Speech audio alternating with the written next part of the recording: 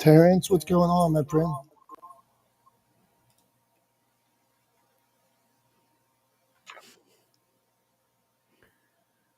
Tom, how you doing, my man? I am doing well. I'm doing well. I'm glad we got you on. Having a little technical difficulties this morning. It happens to everyone. I was going to say it happens to the best of us, but it happens to everyone. Uh, period. Regardless. So True glad that, Tom. glad to get you in here. Glad we got that sorted out. I don't know. Sometimes the link for restream is like finicky, apparently. Um, yeah, glad we got it figured out. And happy to see you, my friend, for the first time in 2023. I had a weird realization the other day. So I'm old enough that apparently Gen Zers refer to people our age as people who were born in the 1900s, which is a little bit upsetting, but also kind of funny, and I'm okay with it. But the other thing that I realized just the other day was that now I have lived more of my life, only by a couple of months, but from here on out, I've lived more of my life post 2000, post like in the new millennium, in the new century, than I did in the previous one in the 1900s, right? So yeah, that's wild to me, to realize now, because it still feels new, like it still feels the 2000s, even though it's 2023, the 2000s feel like the new century, the new millennia, the new, because I did all of my sort of fundamental growing up in the 1900s. But yeah, I've now lived more of my life post 2000, in the 21st century than I did in the 20th century, and that is weird. That's a crazy realization to have. I realized that the other morning, yesterday morning actually. I think I mentioned it, but yeah, wild, right? It's crazy. Now, you're not trying to bring us down, are you, Tom?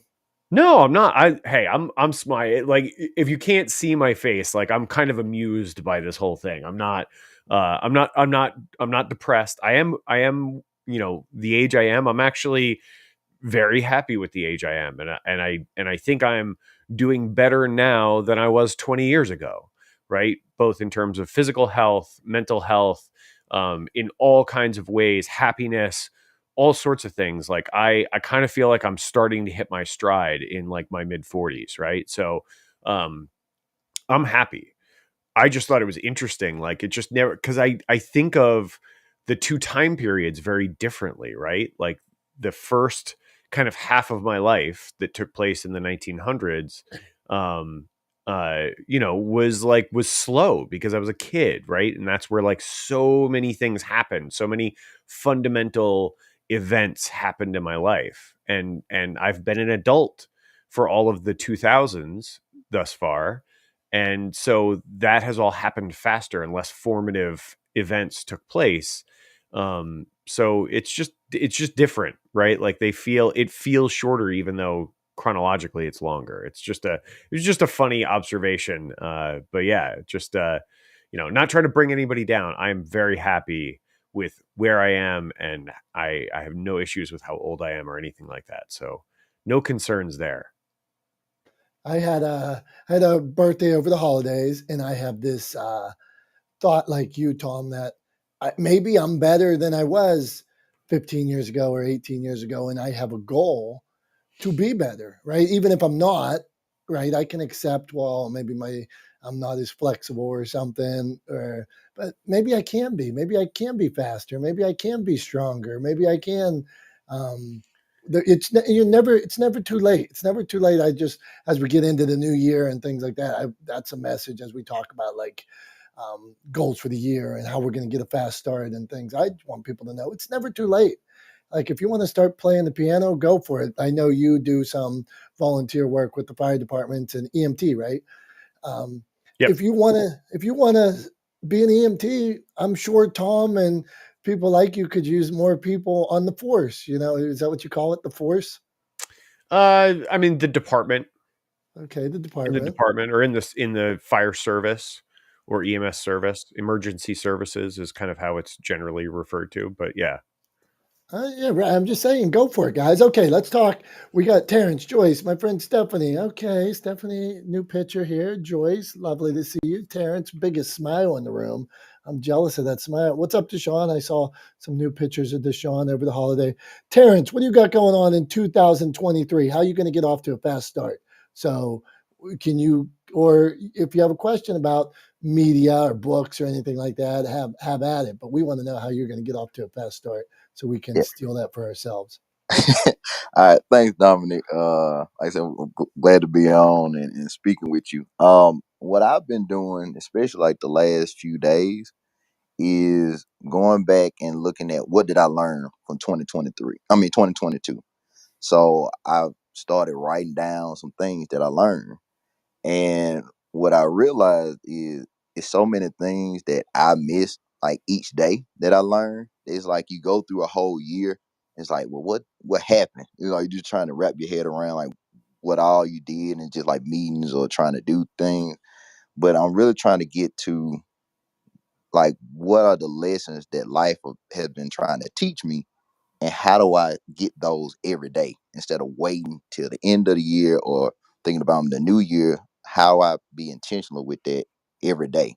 So that's what I've started doing. Like either at night I write what I learned that day, or in the morning I write like what I learned the day before, and seeing where that takes me, and what comes up for me. So that's one thing that I'm leading more with that. So it's not of trying to figure it all out. It's like what can I get every day, and how can I apply that better?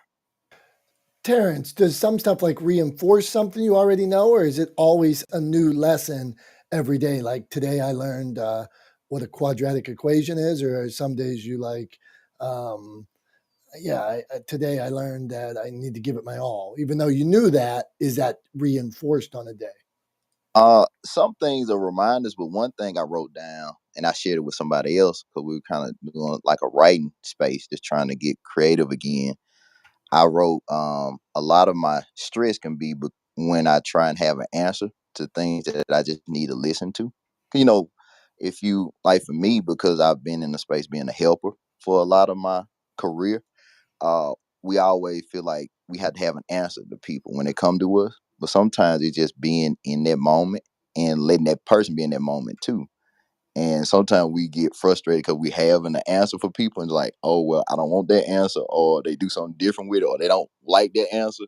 And we're like, why didn't you take that? It's like, well, they didn't really ask us for an answer. We just gave an answer to them. And so I've been learning just to sometimes just be quiet. And that's all I need to do is just be there instead of just always feeling like I have to do something. Tom's smiling, so go ahead, Tom. It just made me think of what Terrence was saying. It just made me think of like the idea that sometimes all people need, right, when they express frustration, when they talk about a problem or something they're trying to overcome, when they share something with you, often, not always, and you know, I don't want to try to explain, like, try to assign, percentages or how often this happens. But I think in a lot of instances, when people express frustration, when they share problems, when they tell you about difficulties they're facing in their lives, um, personal or professional, they're not really looking for a solution from you. They're looking for someone to listen, right? Often they're just looking to sort of offload that stress, to share that stress with you or share that difficulty or that concern with someone else. And that act in and of itself can be incredibly beneficial to them. I like Terrence. I'm the same way. Like my whole life is built around problem solving. Like that is what I do. Like if I wanted to sort of, distill down the work that I do and the way I've set up my life, like everything I do is problem solving. It's creative problem solving, right? Like that is who I am, right? So it's very hard for me when somebody shares with me a difficulty or something they're trying to overcome. And it's really hard for me not to go, okay, interesting. All right, so how do we tackle that? Like, what should we do, right? Like, I immediately go into problem solving mode, right? Because that's just how my brain works. But I've learned over time, sometimes in a not easy way. Sometimes it's been a difficult lesson, but I've learned over time that a lot of times people just want to be heard. They just want to be seen.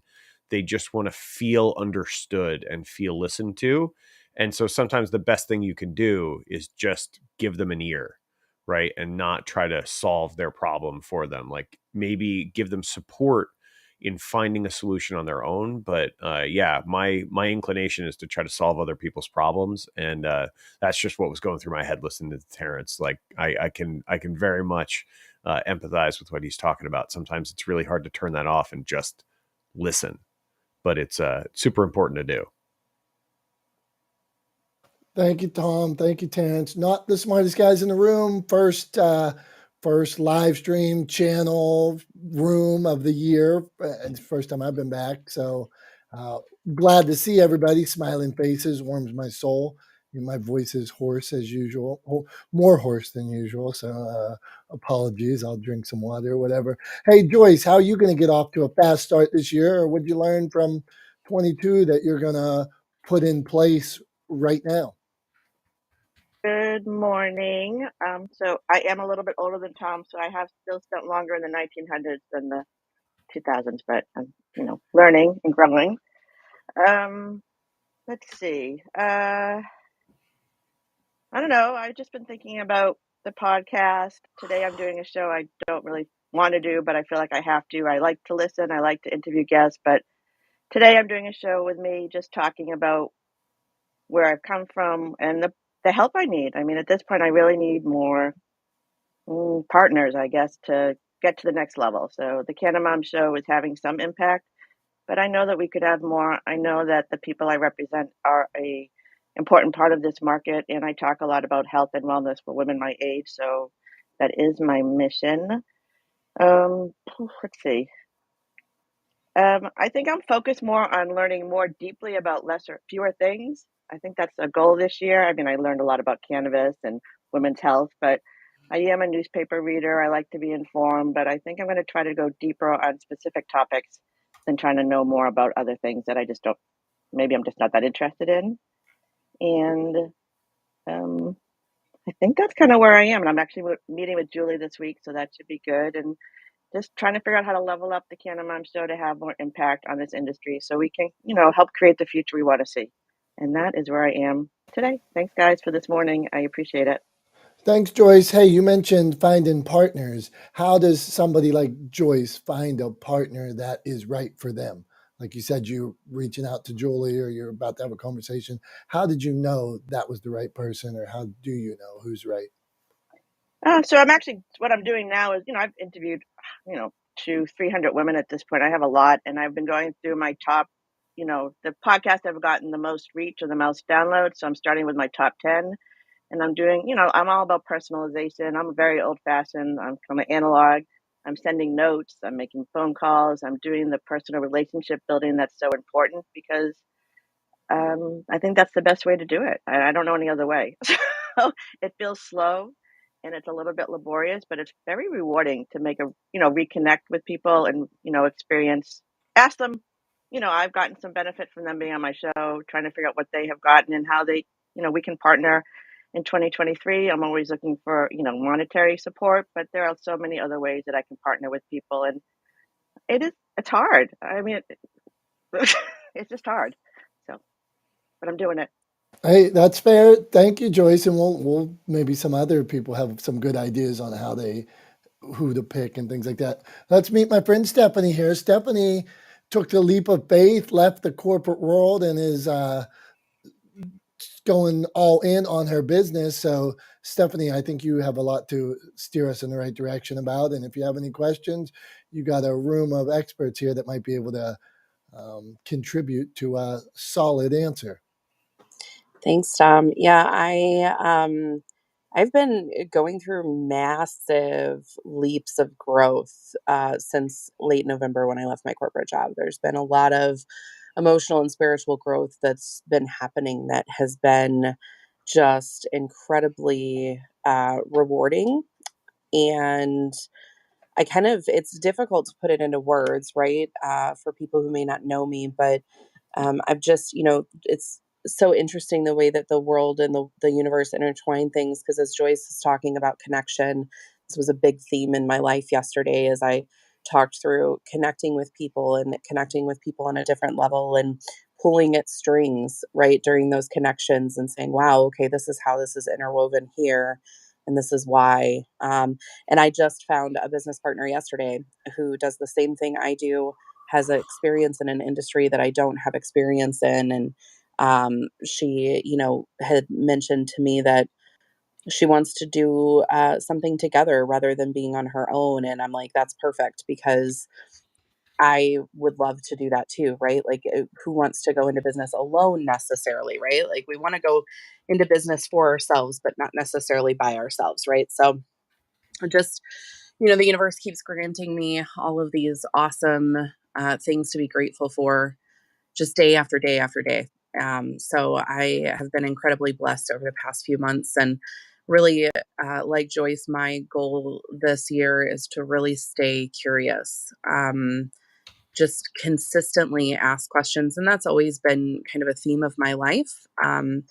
To do things with intention and openness and love. And I think all of those things are expressed by asking simple questions. But really, what my goal has been over just the past 4 days and into the new year is just to stay curious, constantly asking questions and trying to explore new things. So I don't have any questions right now on business. There's a lot going on right now. So I wouldn't even know where to start asking questions, but I will pop in on a regular basis and ask those in the future. Okay, Stephanie, as a storyteller that you are, you wrote a book. Give us one tip for other people that might want to take a book writing journey. What is something you did that helped you be able to achieve that goal? My brother asked me the same question a couple weeks ago, and I told him the same thing. I'll tell you guys. I took notes. When I would have a situation where I would be talking with someone and I would advise them, like Terrence was talking, maybe not with asking, but just freely advise them and finding those solutions that Tom was talking about. And I would see something resonate with them, and I would think to myself, man, that's good. I would write it down. And of course, I'm a nonfiction writer. So, that was how I wrote that book. And, there's a great author community here on Clubhouse. So as I was writing and I got into the process, I found them. And I just found an amazing support system. So those are probably the two biggest pieces of advice is write everything down, even if you think it doesn't matter, but especially if you think it matters, and find a community of people that know what they're doing and can support you. Stephanie, good stuff all around. Appreciate the book writing tips. Hey, Tom, did any of the, as you're pretty far along on a book right now, any of those things speak to you?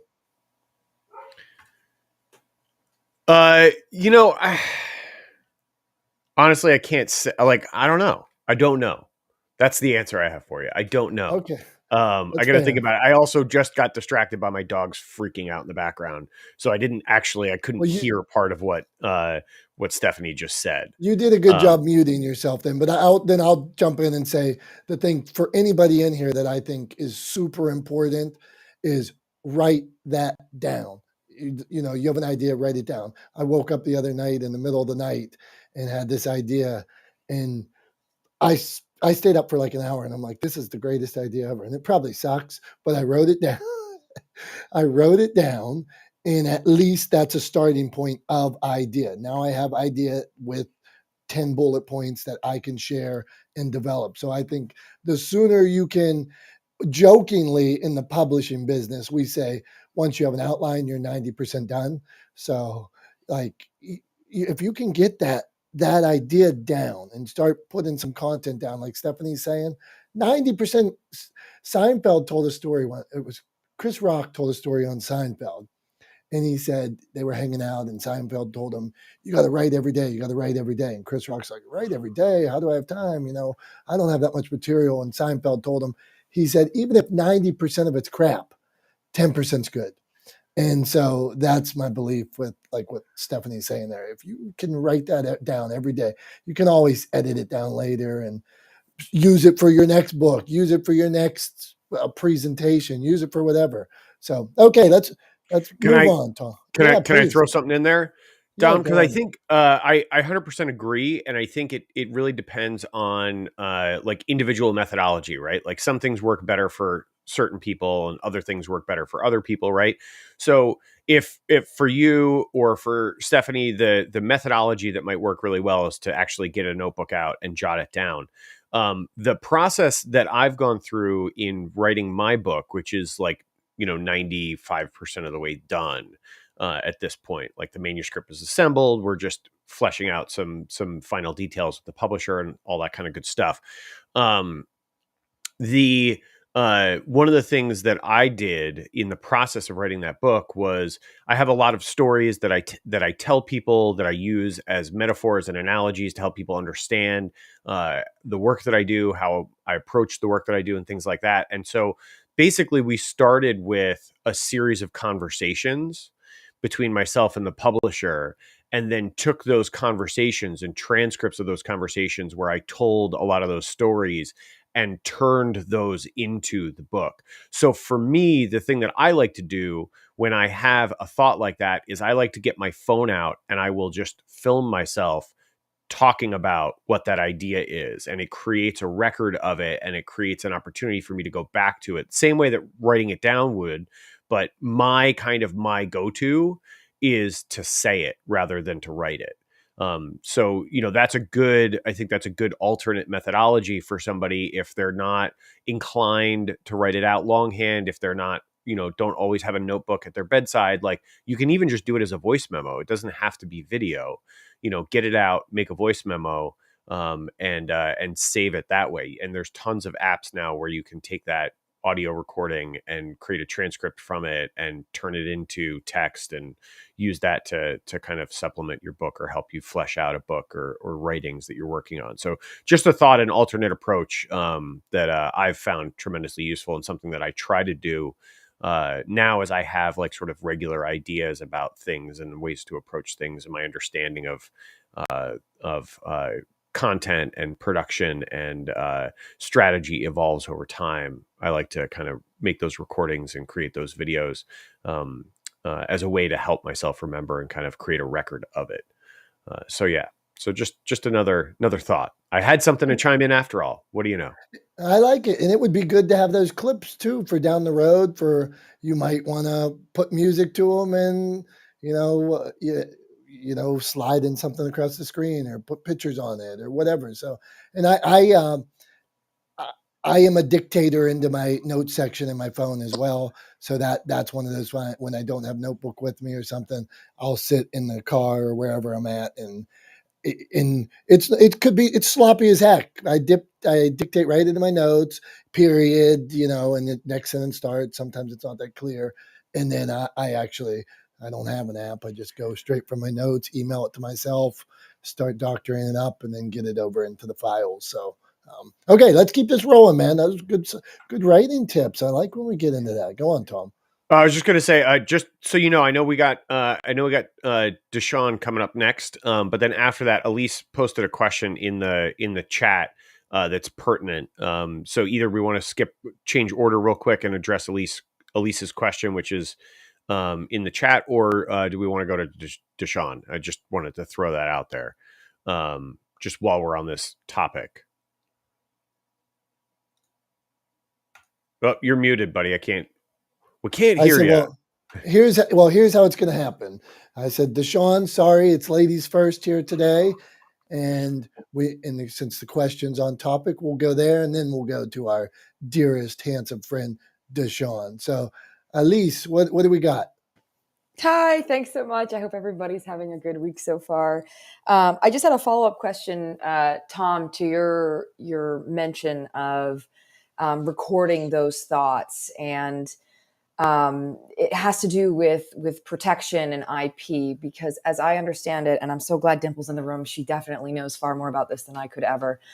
As far as any creative works, it's always been my understanding that if you write it down in word form, that's what keeps it protected versus if it's recorded. I don't know if that's still the case though, because of the emergence of all of these new tools and technologies. But that was just a thought I had, Tom, when you were talking about some of the approaches you use to capture those creative ideas, especially as it relates to recording those words versus writing them down and having them documented.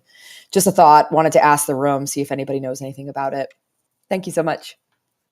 I mean, I've got a thought, and then we can go to the rest of the room, see if anybody else has anything to add to this. But when it comes to photography, video, and I believe the same applies to audio, ownership of the IP is established by the person that sort of presses the button, so to speak. So for a photographer, whoever presses the shutter button is the person who owns the IP, unless there's an existing relationship that supersedes that ownership, i.e., they've signed a contract with someone whereby the person paying them owns rights to their work product by virtue of that contract. So the same is true for video. Whoever presses the record button owns the copyright or owns the rights to that imagery unless they're under an agreement that supersedes that ownership, and they've assigned the rights elsewhere. And I believe the same is true of audio recordings, that whoever actually records it, whoever hits the record button, is the owner of that work product, unless other arrangements have been made. So that's the default position, I believe. And then it's a matter of then you get into proving who recorded it, who first, et cetera, if somebody tries to sort of pirate your work or whatever. The flip side of that is, I think often people get really caught up on overprotecting IP. I think they get caught up on overprotecting ideas, and rather than sharing them with the world. And I think that's a sort of a dangerous habit to get into. I think because at the end of the day, innovation isn't about creating something novel, from whole cloth. It's about taking existing things and applying them in a novel way. And so, I think there's no harm in kind of sharing your ideas, sharing your thoughts. And at the end of the day, too, it's really good for branding, right? If you're going to share your values, share who you are, share your thoughts, you're giving an opportunity for people to understand who you are, how you think, and creating the potential for them to connect with you on a human level, and attracting people that share values with you. So those are all good branding things. So I think you're better off, in most cases, you're better off sharing that stuff than you are trying to hold on to it too tightly. That's just Absolutely. my thought. Absolutely. And thanks for adding that, because as you were saying that, it got me thinking about some of the click-through terms and agreements for some of the apps that we may use to record those things. So that may be something that we can all consider, as we embark on our creative endeavors. When it comes to recording things, making sure that as we're looking at the terms and conditions of the apps that we use, that we're not unknowingly giving away those rights. So I'm glad that you brought that up. But yes, to your point, sharing is ultimately the ideal approach, just making sure that we're navigating some of the ins and outs while we go through the process of sharing is also important. So thank you so much for adding color to that. I appreciate it. Tom, Elise, eloquently said by both of you. I'm sitting here thinking, what a spectacular answer by both of you. Just why not share it, but protect it to some level. So just beautiful stuff. Thank you. I do want to say to that point, if you're sharing it on those apps can go away. You can get locked out of platforms. You can get suspended. So Dr. Tachi talks about platform agnostic. I love that. I love that word that she used, platform agnostic. So can you house your stuff on something you own separately and then share it on those other sites so that it remains your content? So I think that's and to that point, Dom, I would always recommend don't use a third-party app to record content. Use use the sort of the the hardware native application, i.e., like the actual camera app on your smartphone, if you're going to use your smartphone, the voice memo app on your smartphone, if you're going to do that. So if you're recording content, don't use a third-party app. Use something native to your hardware to record those things, to avoid that concern that Elise is talking about with signing away those rights to a third party, right? If you use Instagram, I'd bet you there's some, I haven't, fully admit, have not delved into the fine print in the Instagram user agreement, and I bet nobody else in this room has either. But I would bet money that there are reproduction rights and redistribution rights to anything you share on Instagram built into that agreement that you sign when you download the app, right? So, yeah, that's my thought. Use a native app, something native to your piece of hardware. Don't use a third-party app to record that stuff. Okay, good stuff. I do want to give you the devil's advocate. I wonder if the algorithm on those platforms would prefer you actually record right from there. Now, I understand all the reasons why we want to have it agnostic, but I wonder if their algorithm, because they have the record button there, I wonder if they're truly saying, who knows? We'll dig into that. Go on. The answer to that is yes, Don. They do prefer that you record it, but it doesn't matter from the stance of like if you record it on your phone first and then record it on their app. You know, it never comes out the right way the second time compared to the first time, or maybe vice versa, depending on who you are. But yes, most algorithms do prefer that. Okay, interesting. Deshaun, where do you stand on this? Welcome to 2023 edition of Not the Smartest Guys in the Room, because Deshaun's here. It gets a little smarter and a little better. So, Deshaun, where you weigh in on this? How are you going to get jump started on 23? What do you got for us? Hey, so thank you for inviting me up.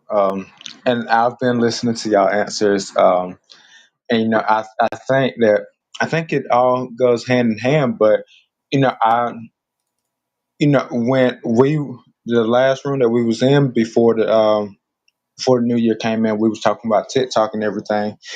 And I started recording videos on my phone so that I knew that whatever I would put out, that I had that ownership too. Um, And anytime I actually upload the video to TikTok now, TikTok it will upload the video, and then before they actually process it all the way through, they send it to a copyright. They check it to make sure that there's nothing in your video that is copyrighted, so that nobody gets flagged off of it. And I think that's absolutely amazing because you never know what someone may try to do. Um, with Instagram, I've noticed that if you do a reel with Instagram, and you don't add the music that they want you to, and you don't add a very trending or somewhat popular music in the background, it normally doesn't hit the algorithm the way it's supposed to. So that's kind of my 2 cents on that. So coming into 2023, um, you know, it's been great so far. We're in the fourth day, and it's been amazing. And I had to just learn coming out of 2022 to evolve, become more the person that I wanted to be in order so that I could see the change that I desire to see in the world. Um, Me and Julie Loken we spoke before the holidays. We came up with a new name for the podcast. So we went from unscathed and thriving to unscathable, which is actually not a word if you look it up. So I actually was able to come up with my own definition on it. And I have that in writing, and I've made posts on it, and I've put my little tag at the bottom of them. And but it has also opened up the doors for me to be on expert panels to talk about how to come back up, how to make a comeback after hitting rock bottom. And then waking up this morning to a potential gig to be on a TEDx stage in Evans, Georgia. And so, this year has been, it's eye opening. But if it was not for what I went through in 2022, I don't think I would be able to sit here and say I'm more confident in who I am. I'm more comfortable in what I do, and that I believe and I know that I can make a difference in the world. And that's what it's all about. Like, you have not a lot of people want to take the time and they want to focus on the good that happened in their life, but they never want to focus on the things that they may have came up short on, the things that may not have worked out the way that they wanted it to. And those are the things that we need to also look at, because those are the things that shape us and help us learn to get to where we need to be. But we also have to ask ourselves, did we put in the 100% of work that we needed to in order to get to the goals that we had set? And so that's the mindset that I have coming into 2023. And I will land my plane there. I want to, Dom, if I can just jump in real quick. What Deshaun was talking about made me think of something. Again, this is a thought that I had going on the other day that I did not create a recording of, but I should have. So I heard this interesting interview with a guy named BJ Fogg. He is a Stanford researcher and professor, and he works in the world of human behavior. And he's created a methodology called Tiny Habits. And sort of the crucial, without going into crazy amounts of detail on what Tiny Habits is and how it all works, et cetera, et cetera, I encourage everybody to look him up. It's actually really interesting stuff. And he's done a couple of like TEDx talks. And so there's some easily digestible parts of this. And the interview I listened to was on Wisdom from the Top with Guy Raz.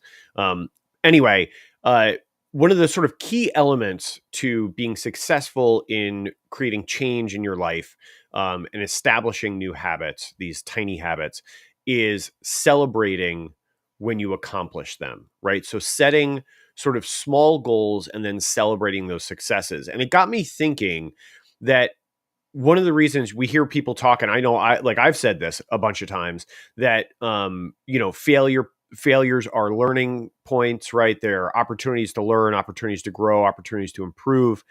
And it got me thinking that maybe the deciding factor between people who use failure to grow and improve and persist and ultimately achieve their goal are the people who celebrate the lessons learned from that failure, celebrate overcoming that failure, celebrate surviving that failure, not even like, let's set the bar low, not even overcoming or whatever, like just surviving that failure, making it through that bad experience or that negative experience to the other side.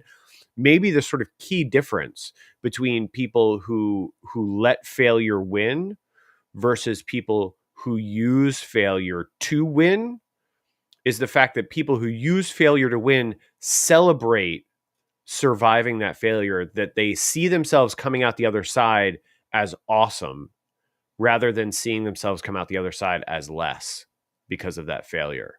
That it's just that little difference of like putting your hands up, patting yourself on the back and saying, good job for surviving that. Well done. I'm proud of me. And then moving on forward. Just that little celebration could mean all the difference, right? And I think that might be one of the sort of key differences between people that learn from failure and are able to use it to their advantage versus people that are overcome by failure and allow setbacks to hold them back, is just celebrating that success of making it through that failure. So I just wanted to share that. It was something I've been thinking about, just an interesting, I think anyway, way of thinking about it is that, if you survive a failure, maybe all you have to do in order to make that failure a positive event is celebrate the fact that you made it through, that you made it to the other side.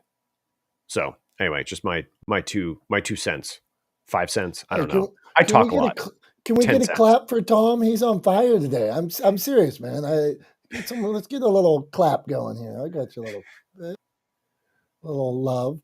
Hey, see that? Look, that's a pretty high percentage of claps. You make me think of this. Tony Robbins has this theory of of pain versus pleasure. Hey, pain versus pleasure. We all do things for either two reasons, the pain or the pleasure or something. So the pain could be we're afraid of that pain or we seeking this pleasure. So that time we fail, we might, at the end of the day, we might say, I'm never going to do that again because I can't live with the pain of failure. Or we might say, I'm going to do this again because my life is about that thrill of success, succeeding, that journey. In every decision, whether it's putting extra french fries in your mouth or something, well, the pain of, am I a person that I enjoy the taste of these french fries so much? Or is it the pain of, oh, I don't think I'm going to look the way I want to look at the beach or my health or something like this. So, every decision, and it's all about figuring out what kind of person you are. And with every decision, figuring out, okay, I need to reframe this so that I can go to the pleasure or go to avoid the pain. So interesting. I'm glad we talked about that. Yeah, I'm glad you let me throw that in, Tom. Okay, come on. Oh, we lost Aaron. What do you got going on, man? Haven't seen Aaron for a while. Aaron's got a sweet haircut. I would like to rock that haircut. Aaron, what do you think, man? How we jump started in 23? How's it going? Good morning, everybody. Yeah, it has been a while. I haven't really had time to use this just because I've been focused on creating my own clientele, my own business, and my own life the way I want it and foresee it to go.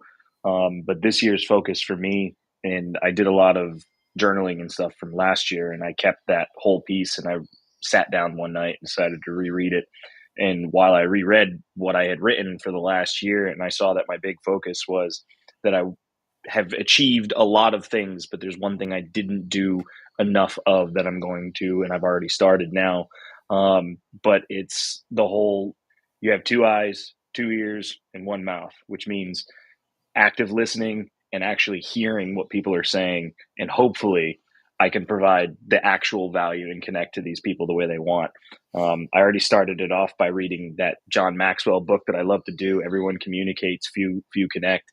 And I've done it. I've already read it twice this year so far. In 2 days, I've done it back to back. So it's a piece here. And each time I go through, I've been circling things, underlining things, highlighting things, writing in the margins, just making sure I found my way of doing it right. This year is going to be a year that really closes off the last chapter of my life of what I've just done and where I was moving. And it's going to open up a whole new thing.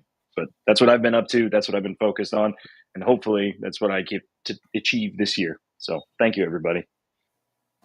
Hey, brother. Well, glad to have you back. Glad to see you're killing it out there. So, man, we appreciate any time you stop by, and good luck with 23, man. And anybody, if they want to add their conversation or anything, just clap. And we always try to give everybody. Sometimes people will ask us, "What are we doing here? What are we talking about?" So, my bad.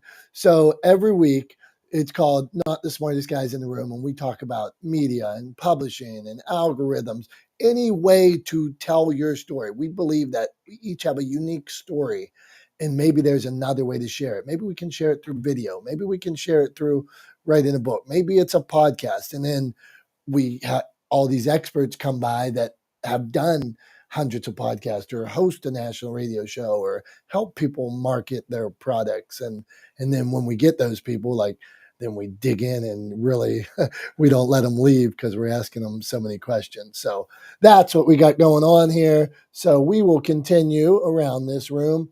Elizabeth, where do you weigh in on everything we're chatting about so far?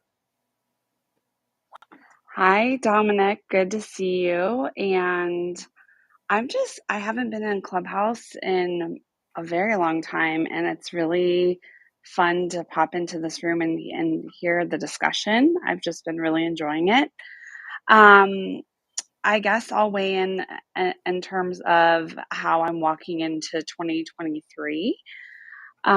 So I actually just released a podcast. I also have a podcast. I love that so many of us are podcasters in here on Monday about tunnel vision and what actually happens when you focus on one thing for an entire year, which is what I did in 2022.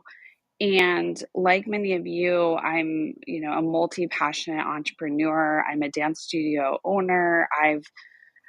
In the past, I've kind of fallen into that trap of, as a creative visionary, getting, 50 ideas before breakfast every day and then thinking, I should pursue 10 of those. And last year, I had kind of had enough of feeling like my brilliance was so scattered among so many different vehicles. And so this past year, I went all in on my wedding dance coach dance studio business. I have a brick and mortar dance studio in Denver, Colorado, and a virtual dance studio where we work with couples all over the world, and a team of instructors. And that business always did really well. But last year was the first year that I put all of my focus and attention and energy into that one business. So I had a coaching business, I shut that down.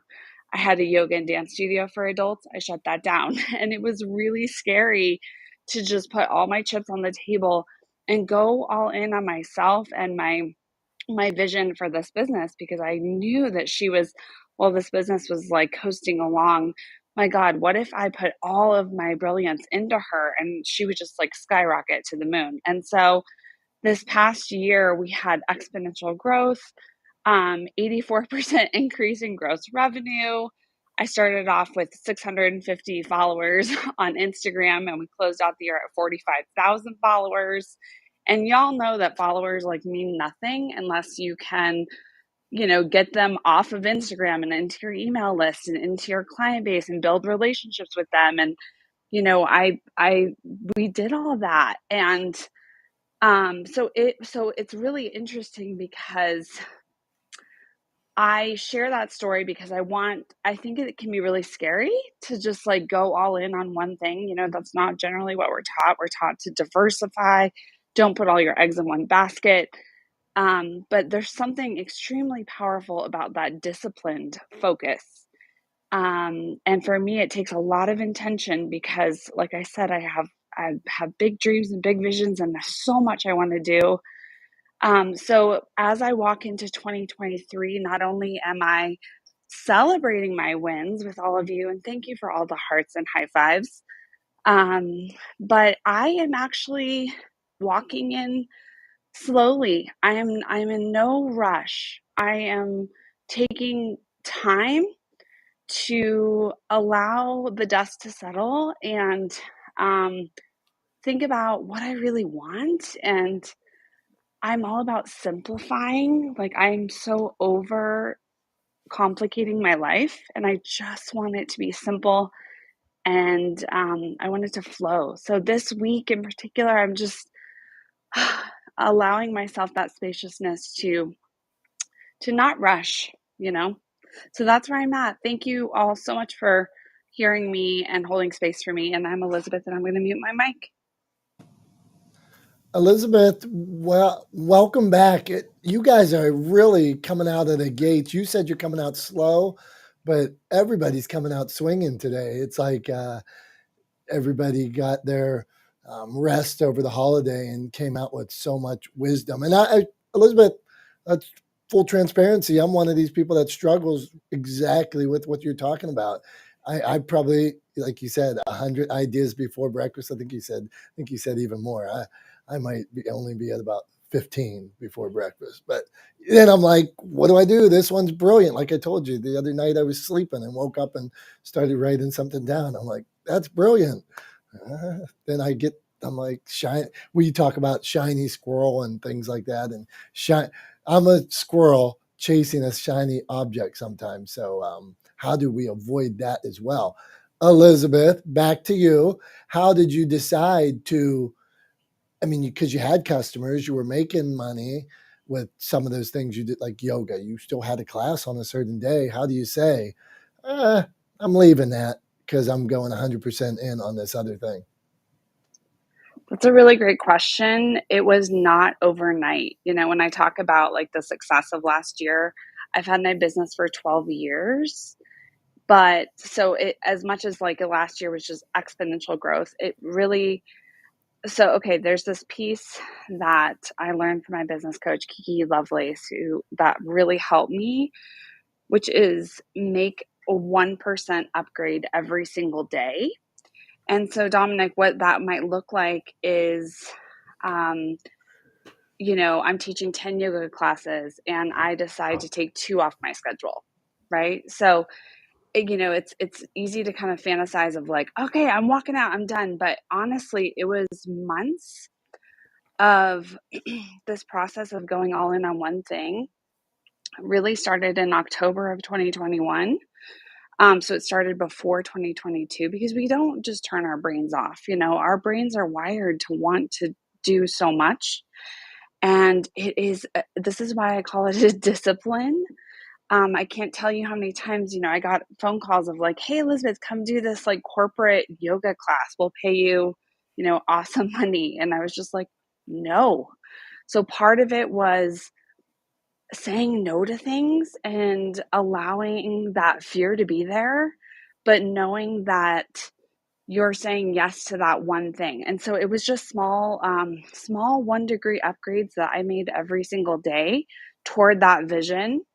And honestly, the letting go of my yoga and dance studio, that one, I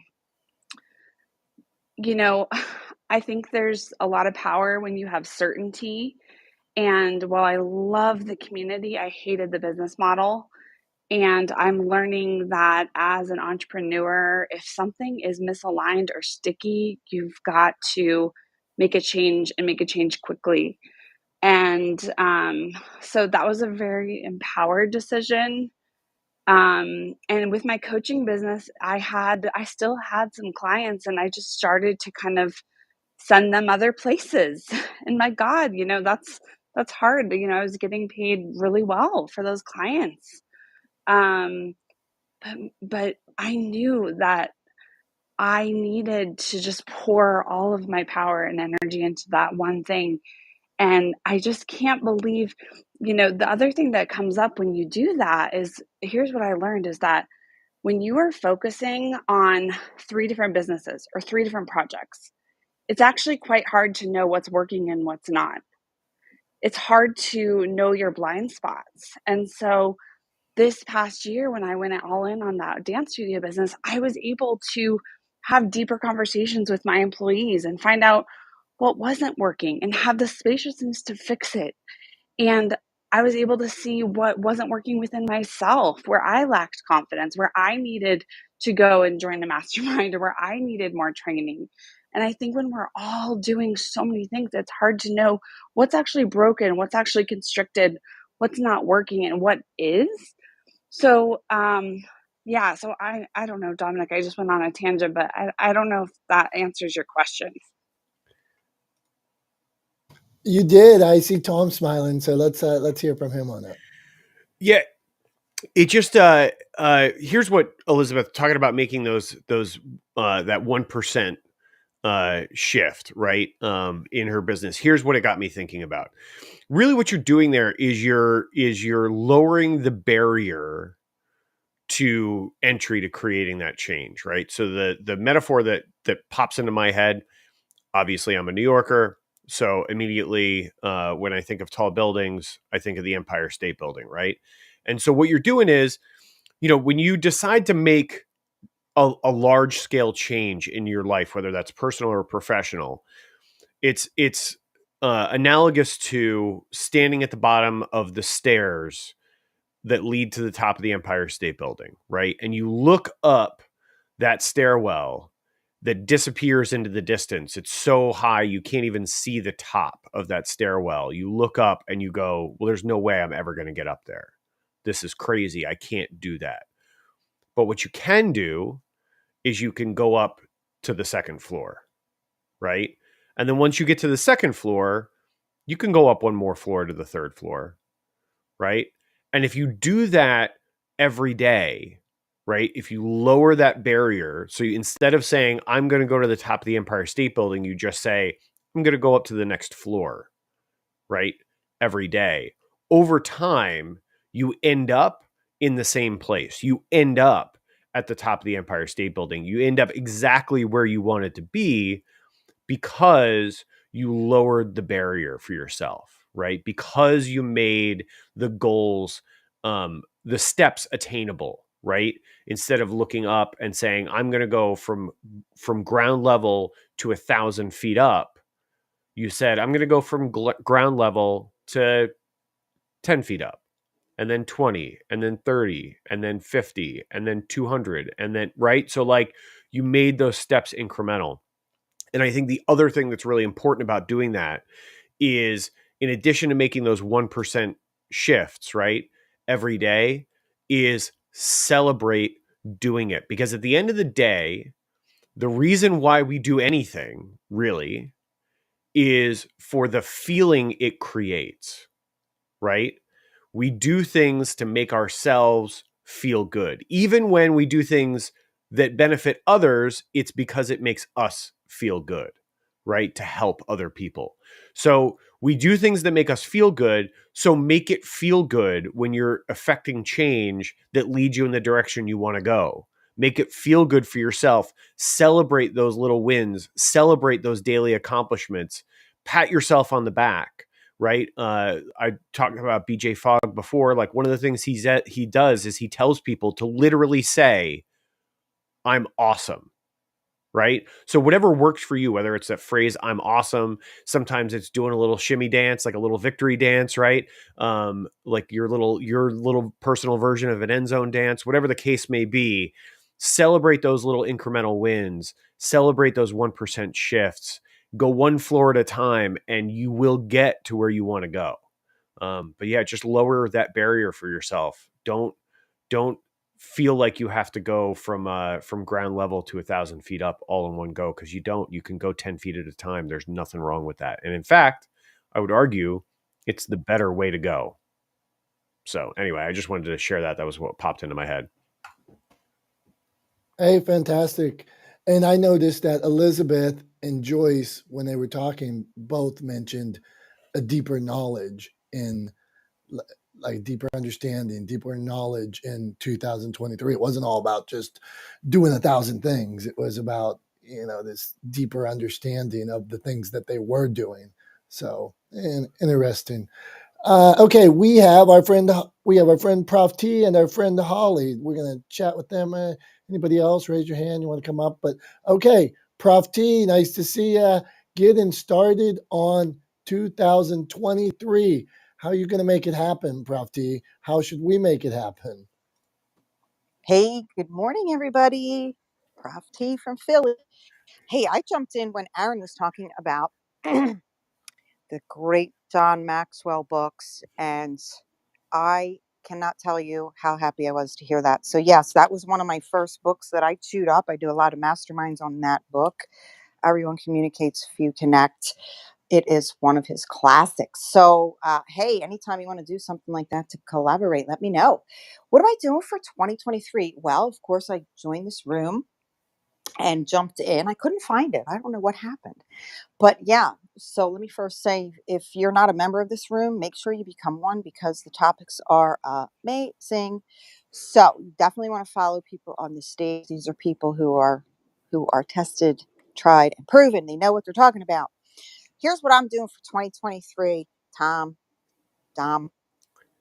I am doing a radical change. It's radical. I put a little thing on my LinkedIn page. Radical change. If you want to accelerate faster, you got to do some things that are radical. So what are you letting go of? And I'm going to just land my plane with this.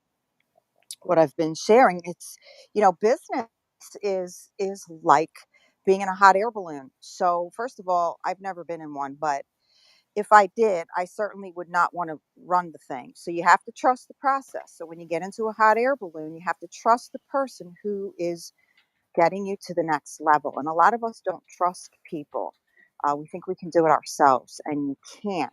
And secondly, in order to go higher, you got to let go of some things, right? So they let sandbags go, and a little bit at a time. They know the pressure. They know when to eliminate some of the baggage, so the dead weight, if you will. And you go higher and higher and higher. And then you get to a place, say, for instance, you're going over Central Park, or the ocean and you look and you see that you had to elevate in order to see more clearly. And in order to elevate, you got to let go of stuff. So that's what I'm doing. 2023 for me is radical change. I want to accelerate faster, letting go of some things. I'm going to look for those people, places, and things that no longer serve. And I'm going to incorporate people, places, and things that are helping me get to the next level. I'm sorry to say it, folks, but there are some people, places, and things that do not add value to your life, your business, your family, your marriage, your relationships, your finances. And you've got to find out what those are. So be like the person in the hot air balloon. Trust the process. Get with people who know the lay of the land. John Maxwell always says, you know the way, you show the way, and you go the way. Thanks. This is Prof T. I love this topic and I could talk about it forever. God bless Prof T. I land my hot air balloon. Prof T, thank you. And who thinks, flash your mic if you think Prof T needs to now go up in a hot air balloon by 2000, by the end. How many days does Prof T have to get it done by the end of the year? What pressure that we're putting on you, Prof T? That is, what's how many people? 1, 2, 3, 4, 5, 6, 7, 8, 9, 10. Okay. And do this one more time. If you're in the lobby down there, you can flash too. Should Prof T go up in the hot air balloon this year? Okay. Oh my goodness. I am Uh, sorry I said that. I'm still uh, trying to overcome my fear of flying.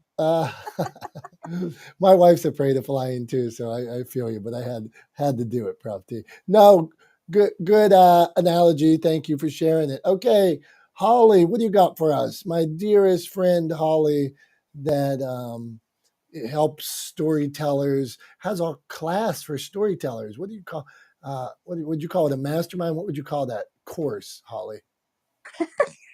I guess it's a course. It's a new author intensive. It's for people that are wanting to write their book, write their story, but are not sure how to get started.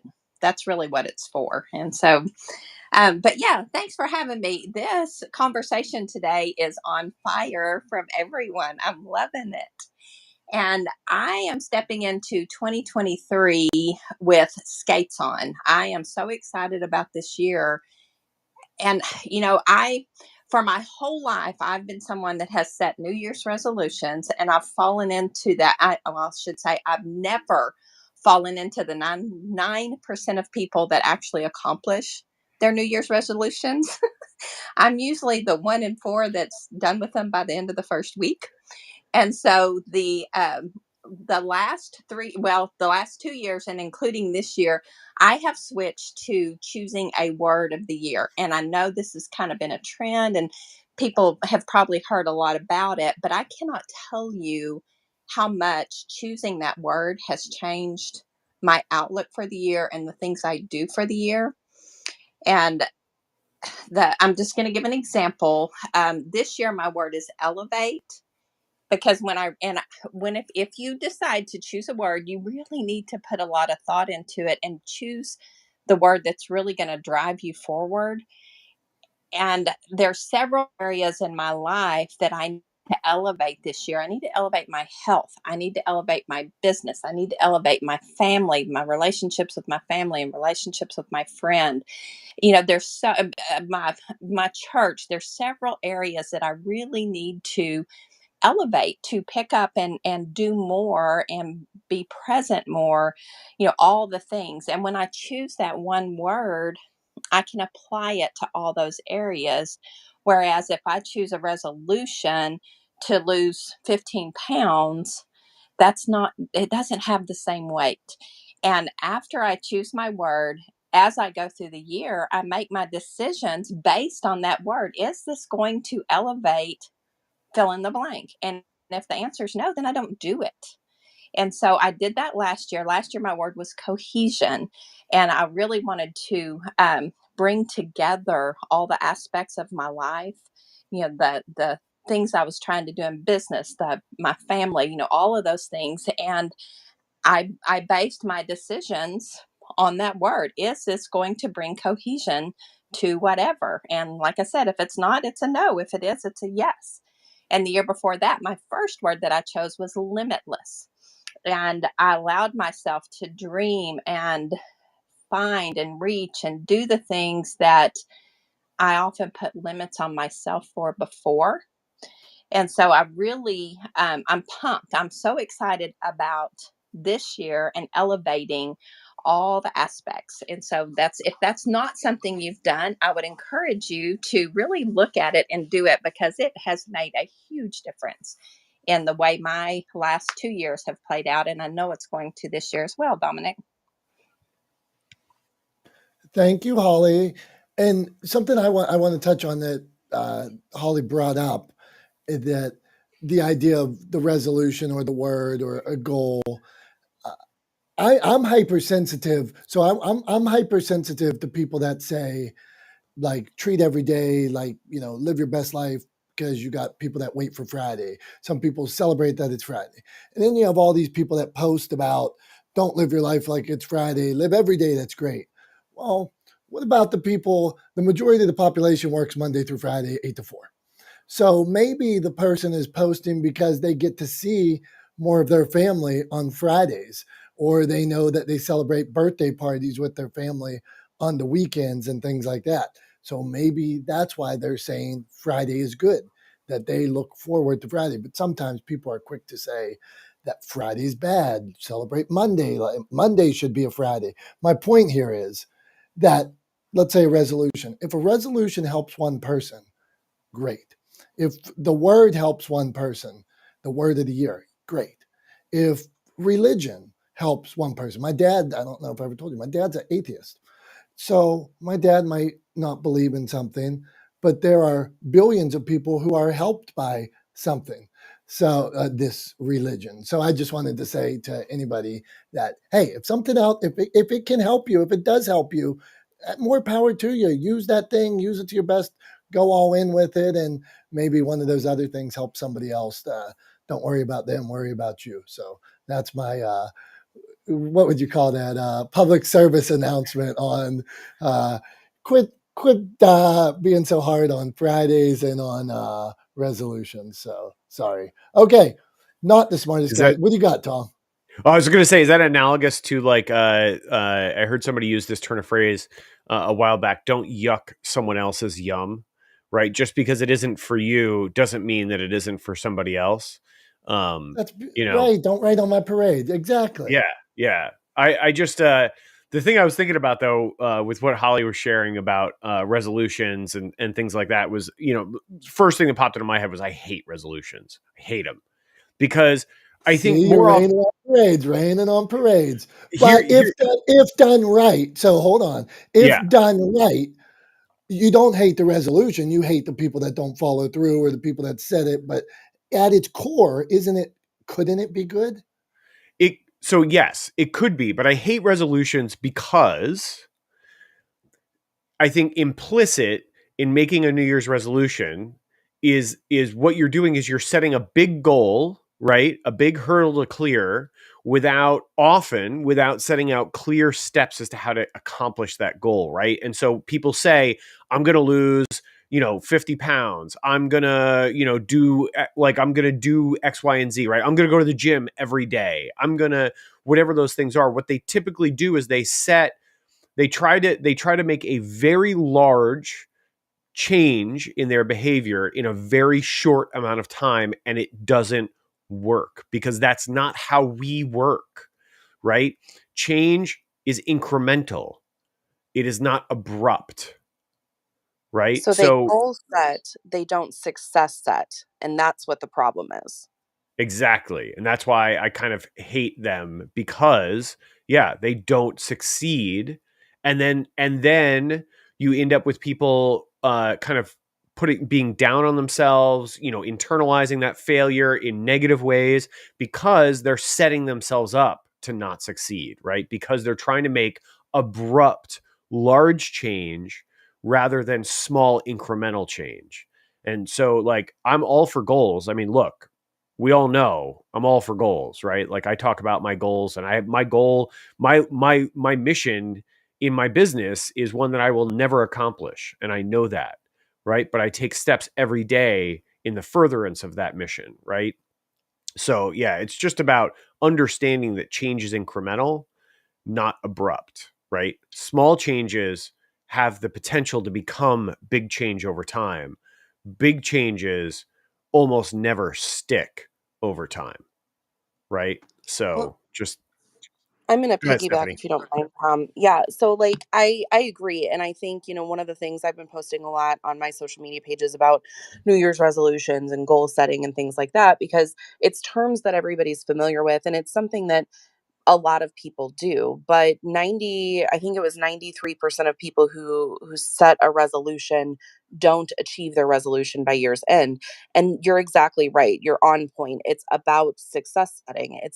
They set these big goals, and what they're doing is they're setting the vision, right? Like they're setting what they want, what they think they want, but they're not analyzing what's going on in their life that could hold them back, what their true priorities are, what they feel like they actually need, not just what they want, and what is realistic. I've told this before. I had a friend who wanted to do the keto diet, and she was like, "I want to do keto diet. Like, I think it's going to really change my life." And I'm like, "What steps are you taking right now to do that?" And she's like, "Well, what do you mean?" And I'm like, You can't do the keto diet right now." And she's like, "Why? Of course I can." And I'm like, "You can, but it's not going to bring you the changes because you're not going to stick with it. You need to make small changes, like you were saying, Tom. Go out and get unsalted butter instead of, margarine, and use less of it and see how that affects you. And if you start to feel better, then add another change in there, those small incremental changes. But if you have that big vision, like you were talking about, Tom, where I want to lose 50 pounds, okay, what are the action steps? We talk about SMART goals, specific, measurable, attainable, realistic, and timely. Take the attainable out and put action based. That action, those little steps that are going to take you there every single day, that's how you succeed. You don't succeed just by setting the goal and saying, I want something. You succeed by saying, I will do this, I will have this, and here's how I'm going to get there, and creating that clear path and action plan. I'd love to add to that too, because that's such a great point, Stephanie. So well said.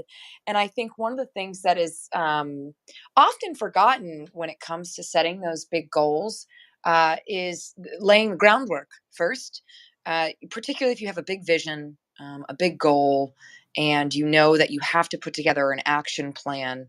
Like that's the external part of getting to that vision. But depending on what your goal is and how big it is and the amount of change that needs to be made in order to attain that goal, there's also an internal plan, right?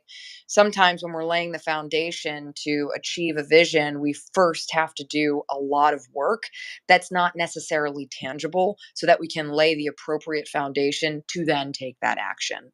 And I think Elizabeth, she may not be in the room anymore, but she spoke a lot about, moving at a personal pace and understanding that there is a lot of internal work that needs to be done, even if that's referring to making those day-to-day decisions to clear space, to create the appropriate internal space and focus and direction and foundation so that you can start putting that actionable plan in motion. So just wanted to add that because I think, Stephanie, you really did a great job of articulating that external work, and articulating what we do so that we can take action. I just wanted to add that little component of, how we create that internal landscape so that we can then move forward. I think they're both so important. I Thanks. couldn't agree more. You're right on, Elise. Yeah, I mean, I agree 100% with both of you. And I think it's, it's all about, I think internally and externally, it's about creating the opportunity to be successful from the get-go. So you talk about losing 50 pounds, right? Like one of the things, or going on a particular, I'm not a fan of restrictive diets personally. I think often one of the failure points that people find in specifically when it comes to food and weight loss and exercise is denying themselves things, is a much more dangerous kind of path to take rather than just being aware of what you're doing. And one of the ways that you create awareness is like, often like one of the things I did, right? So I lost about 40 pounds last year in the course of my training for the Ironman races I did and for the marathon that I ran. I lost about 40 pounds. And the way that I did that was by actually paying attention to what I ate, not eliminating things from my diet. Did I eat ice cream? Absolutely. Did I have, pizza? Absolutely. Like, did I eat my favorite foods? Yes. Did I eat them every day? No. And did I eat them in large quantities? No. Right. So one of the things I did was I just started one meal at a time. So I started by just keeping track of what I ate for dinner. Right. That was it. Small incremental change, right? So I kept track of what I ate for dinner. And then I started keeping track of what I also ate for lunch. And then I started keeping track of what I ate while I was exercising, right? And just doing that, making myself aware of how much I was consuming enabled me to make better decisions about what I ate and when I ate it. And that change, being aware of what I ate and when I ate it, which I did simply by starting with just writing down or making a note of what I ate for dinner, right? That was how it started.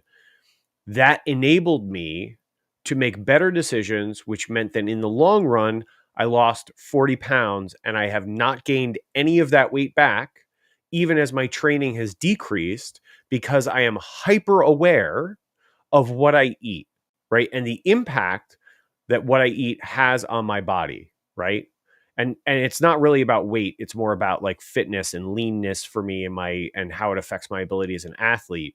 But it was small incremental change, right? I just started by taking notes, right? And it made me aware and it enabled me to make that long-term change. But if I guarantee you, if I had last January, if I had said, I'm going to lose 40 pounds this year, it never would have happened, right? So you just have to start with attainable actions, right? Take actions, small ones, and it'll create change over time. It'll help you build both that internal and external change over time. So just wanted to share that. But it's how I accomplished the athletic goals that I set for myself over the course of the last year, right? And how I'm going to accomplish the ones I've set for myself going forward. So yeah, that's What I would say to that, Tom, is that a lot of people have a hard time being completely honest with themselves when they write things down. There's some people that would say they want to lose 50 pounds, but then they go, what do I do? And then they say, well, I want to eat this, or I don't have time for that. And they give themselves that instant gratification by saying, I'm going to go for a run today. If you say that to yourself and you're actually honest with yourself and you hold yourself to be accountable for it, makes things a whole lot easier. The problem is a lot of people don't want to look at the person in the mirror and be like, wow, this is who I am. Am I going to face this? Can I face this? Some of it has to be like a self-confidence feeling or self-esteem. I'm right there with you. During the pandemic, I got fat. There's no way to say it other than I got fat. I'm not supposed to be this heavy. I wasn't supposed to be that heavy. And I was like, I need to make a change. The minute that happened, the minute I realized it, I started to make that change. I was a Marine before. I'm still a Marine because once a Marine, always a Marine, right?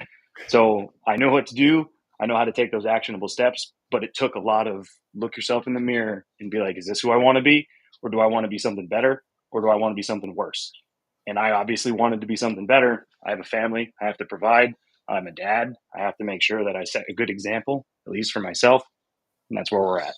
So I agree with you there, but you got to make sure you stay completely honest with yourself. Otherwise, it's just a waste of time, and then you waste everybody else's. Thank you, guys. Thank you, Aaron. This is Stephanie jumping in, Elise. Appreciate all you guys. Thank you so much for being here today. Not the smartest guys in the room. We got Elle and Shirley. We got to talk to Elle. Haven't seen Elle. She's got a new picture, I'm noticing. What's going on, my friend? What do you got in store for us for 23? Good morning.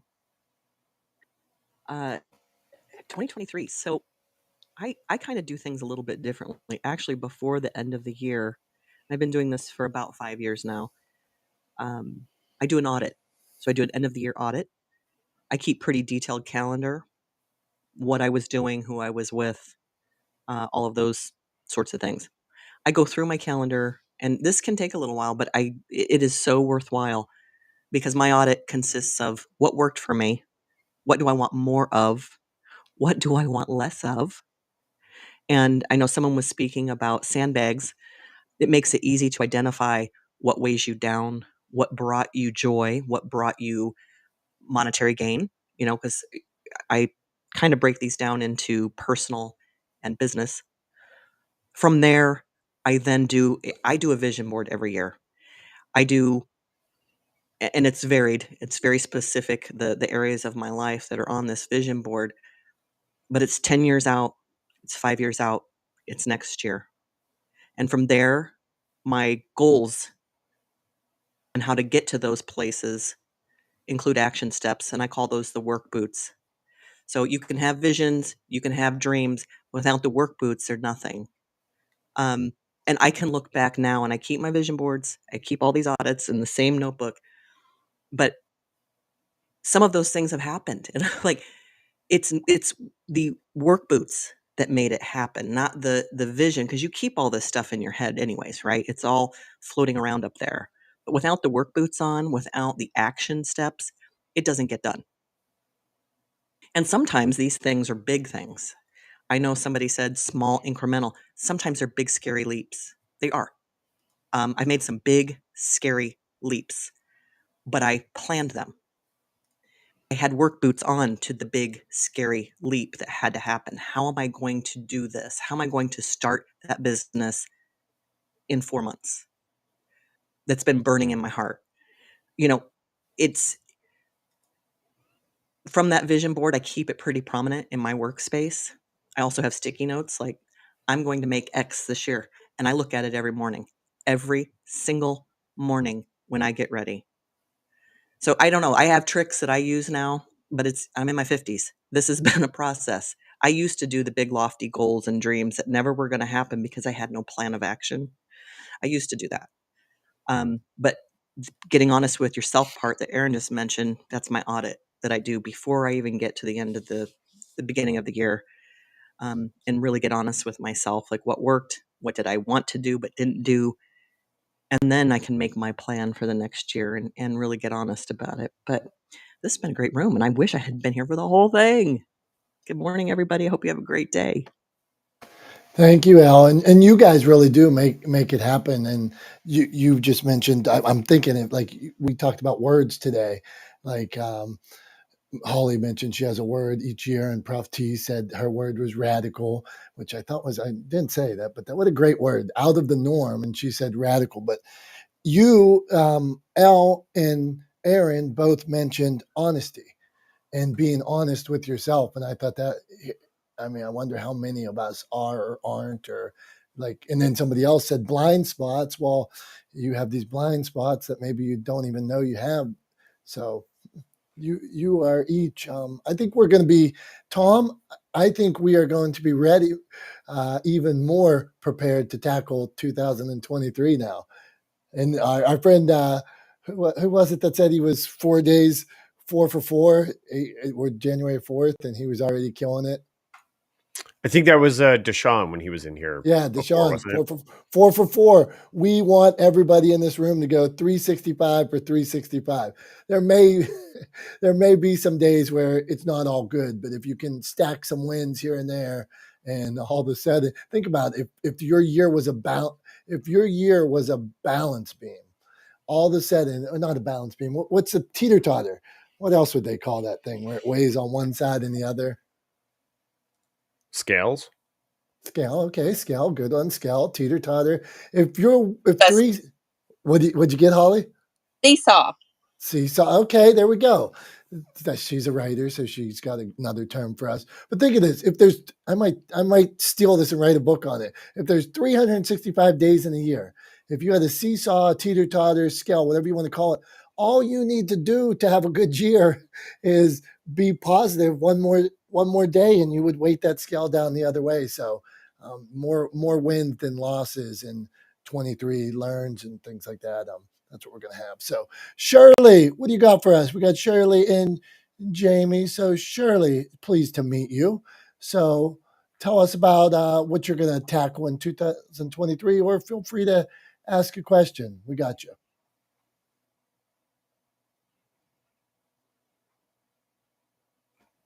She may come back. Shirley, 3, 2, 1. Well, we will move on to Jamie, our voiceover artist, who has a movie coming out. See, this year, Johnny told us about your movie. So go on, Jamie.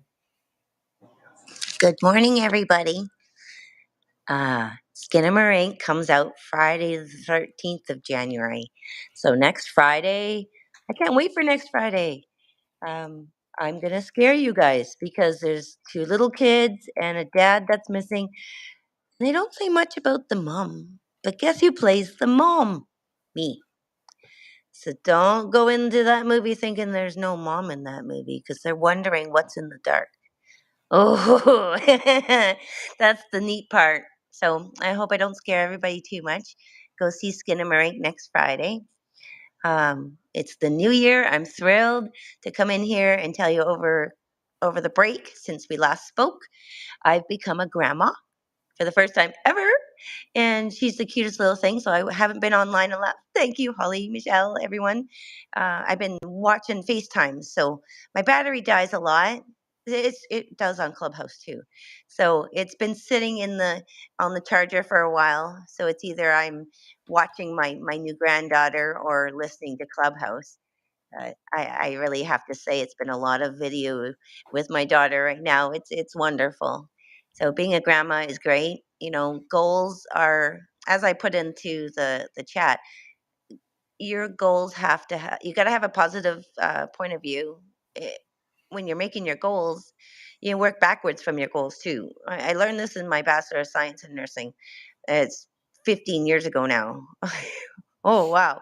I'll be 46 next month. I'm not embarrassed about that. I'm very proud of that. I actually have some little gray hairs now. I've been following Dom and Tom for a while now, and I love coming up here and hearing everybody with their positive talk because this is how I've always been in nursing school and working in mental health. And then the voiceover started because I was home and I got hurt at work at the psych hospital. So now I do voiceover and I'm acting, as you can see in that.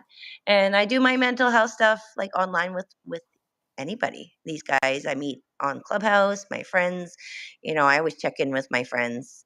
I know which ones have anxiety and won't go get help for it, and I help them cope through it because, that's what friends do.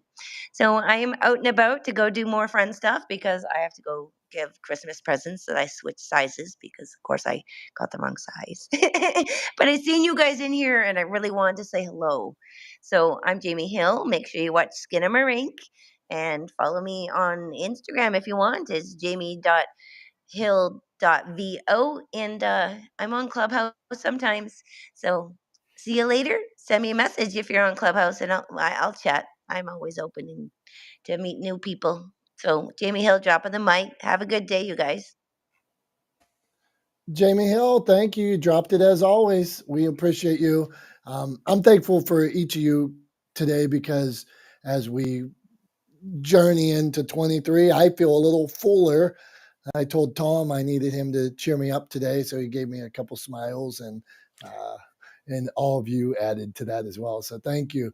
So Tom, you wanna take us out today? Take us home. Sure thing, bud. So glad we could give you a smile this morning in the room. Everybody, give it a clap for Dom. He does such a great job running this room every week. There's no way I could host this without him. He's the actual original. I'm the interloper. I was the guest for a long time before Dom invited me to co-host this with him. So so thanks to Dom, I wouldn't be here if it wasn't for him inviting me into this space. And thanks to all you guys for coming here every week. I really appreciate all of you coming here, supporting us, supporting this room, sharing your wisdom with us because we are not the smartest guys in the room. And that's the whole idea. We always want to surround ourselves with people who are smarter than us, who know things that we don't, so that we can all benefit from that shared knowledge. So that's what we try to do here every week. And super appreciative that you guys are here with us and sharing your experiences. And I think I think doing a good job of helping everybody in this space, everybody listening to it now or watching it in the future or listening to it in the future, set themselves up for a good 2023. I definitely had that in my mind as something I wanted to talk about, and I'm so glad that the conversation went that way over the course of the room, because we were I think we gave a lot of wisdom, a lot of knowledge, a lot of tools to folks to help set yourselves up for success in the coming year.